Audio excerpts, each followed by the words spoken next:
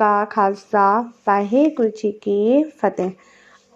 कोई आखे पूतना, को कहे बेताला, कोई आखे आदमी, नानक बेचारा, पया दीवाना शाह का, नानक बहराना।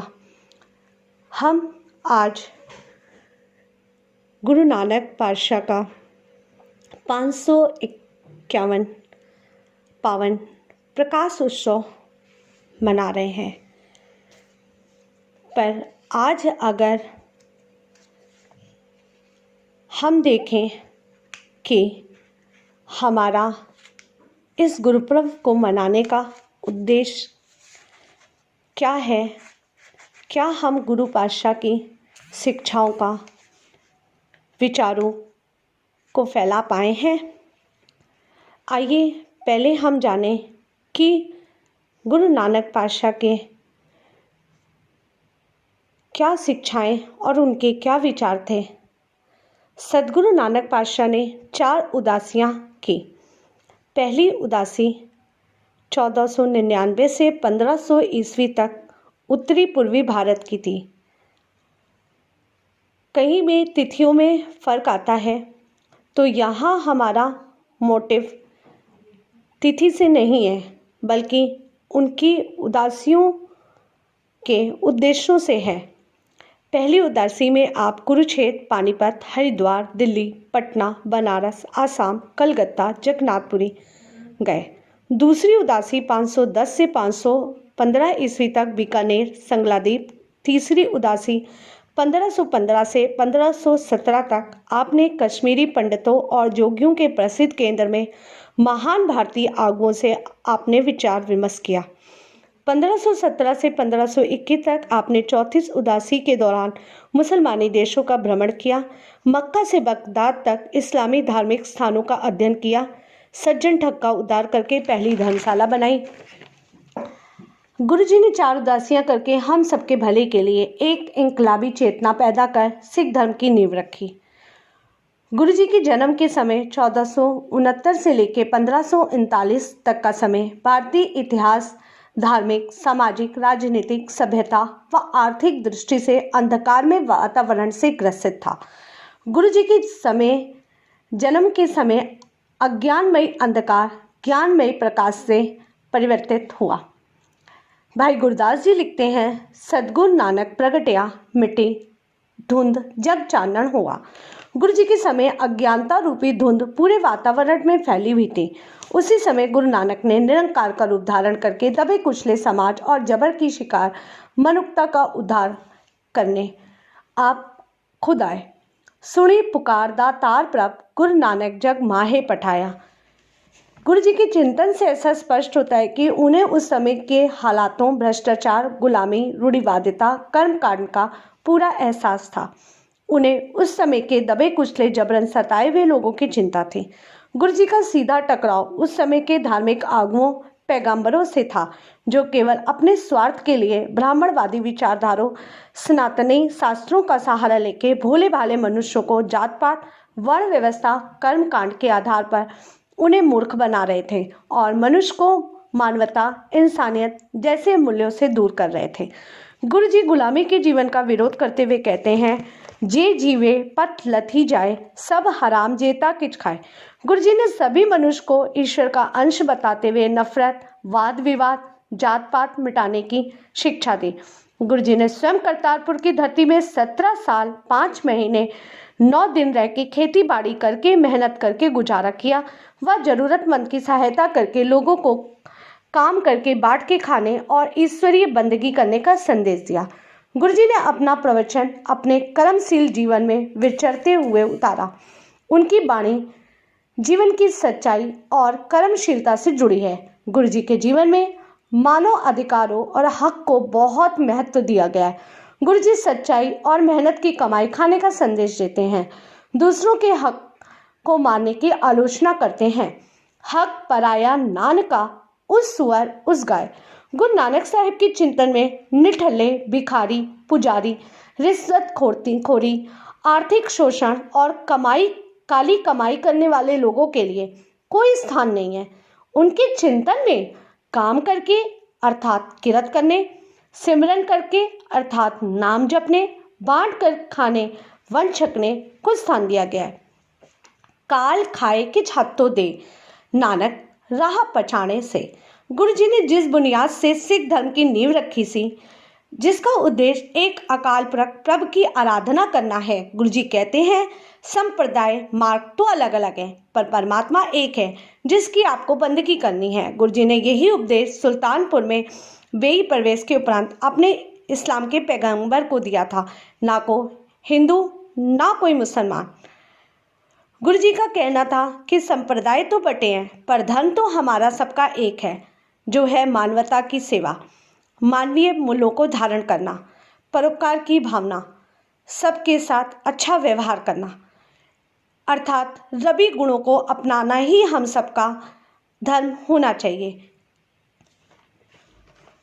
गुरु जी के बारे में भाई गुरदास जी कहते हैं, कलयुग बाबे तारया, सतनाम पर मंत्र सुनाया।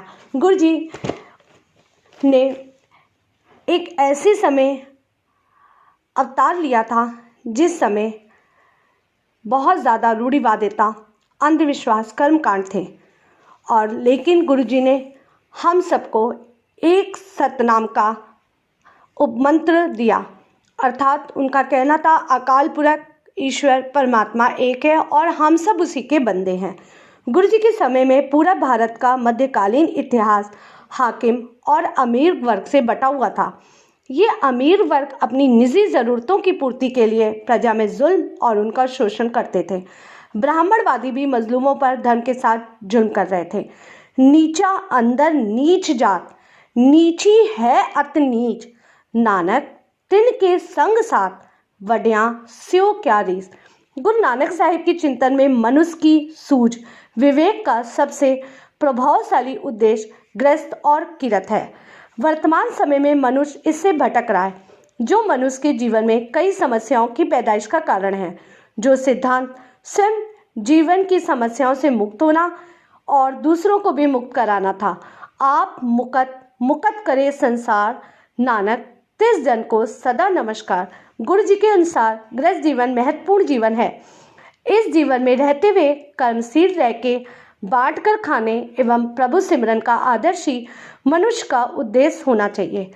सच्चा शब्द सच मन घर ही माहे उदासा, नानक सद्गुर सेवन आपड़ से आशा ते निराशा। गुरु साहिब के अनुसार सभी प्राणी एक समान हैं और ईश्वर तक पहुंचने के लिए किसी पुजारी कर्मकांड की आवश्यकता नहीं है। बस अहंकार का त्याग कर प्रभु सिमरन स्मरण कर का मार्ग अपनाकर शब्द गुरु की महिमा श्री गुरु ग्रंथ साहिब से जुड़कर सच्चे मार्ग को अपनाने का संदेश दिया है। गुरु जी कहते हैं, एको धर्म दृढ़े सच कोई, गुरमत पूरा जुग जुग सोई। गुरु जी के प्रकाश के समय ब्राह्मणवाद और काजियों का बोलबाला था।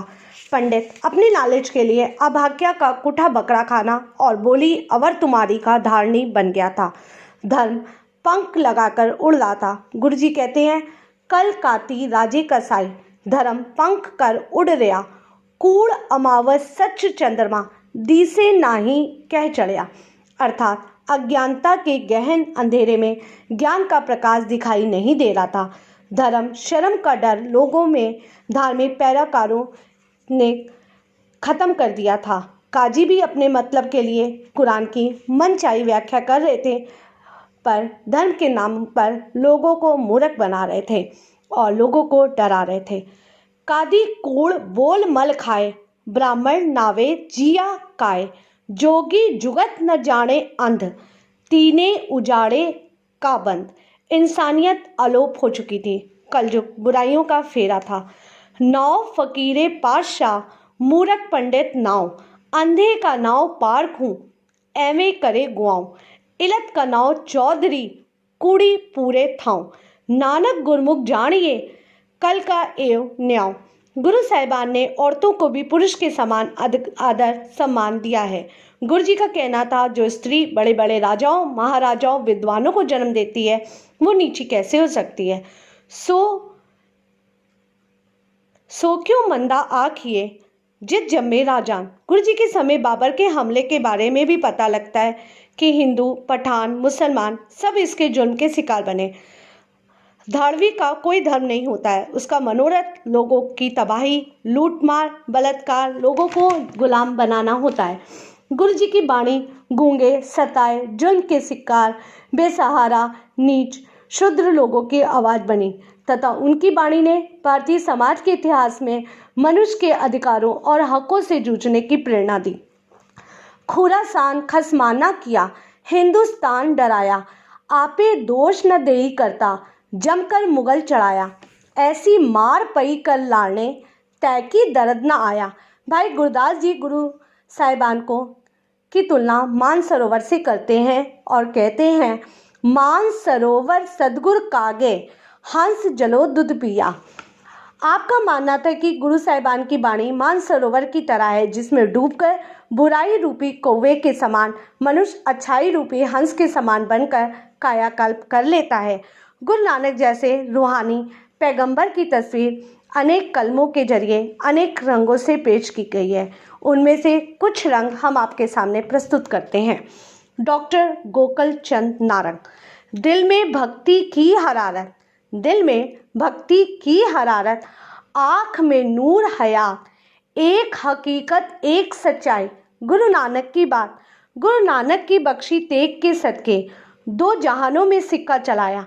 ये फतेह गुरु गोबिंद सिंह की थी और कृपा अकाल पुरख की थी। अजमत नानक गुरु हम जहरो हम बातन अस्त, पातशाह दीनो दुनिया आप सच्चा साहिब अस्त, देगो तेगो फतेह ओ नुसरत बेदरंग, याचत यज नानक गुरु गोबिंद सिंह। महान शायर अलामा विशेषर प्रसाद लखनवी की कलम की आवाज़। है आज भी नानक की ज़माने को ज़रूरत, है आज भी नानक की ज़माने को ज़रूरत, जब दीन किसी का कोई ईमान नहीं है, क्यों होना बहुत दूर खुदा से, इस दौर का इंसान जब इंसान नहीं है। आज मलिक भागों के भंडारे नहीं बल्कि गुरु नानक पातशाह के लंगर विषम परिस्थितियों में भी चल रहे हैं। पर सवाल उठता है, आज क्या हम गुरु जी के बताए हुए मार्ग व सिद्धांत के अनुसार आदर्शवादी समाज की सृजना कर 18वीं 19वीं सदी तक सिख राज्य की सृजना कर सिख भाईचारे एवं सिख कौमियत का संदेश दे पाए, या भिन्न भिन्न समुदायों में बढ़कर अलग थलग हो गए।